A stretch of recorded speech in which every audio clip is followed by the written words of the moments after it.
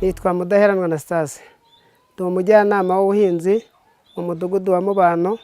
Uyu munsi tugiye kuganira ku murima w'igikoni w'amataje. Umurima w'igikoni kuwukora w'amataje usabwa kuba ufite ibikoresho bikurikira.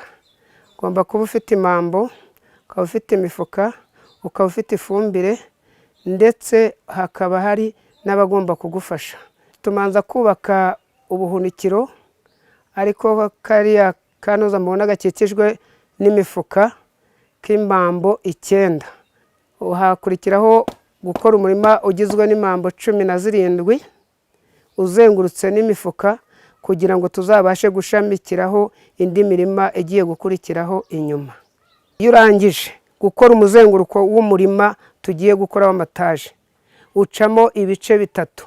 Uko tugenda dushiramo itaka n'ifumbire tugenda tuvanga, ariko twaciyemo ibice bitatu kugira ngo umuntu azabashe gutera imboga z'ubwoko butandukanye. Tugakurikizaho umurima wa gatatu ugizwe n'imambo 37. Nawo tukagenda tugira imifuka tukayishyiraho neza ku buryo ugenda uca munsi y'umurima wa kabiri, ku buryo usanga ari umurima w'amataje nk'uko byitwa. Noneho uwo murima wa gatatu turawuzenguruka umurima wose ugasa naho uburangiye. Tukaba dukoze umurima w'amataje.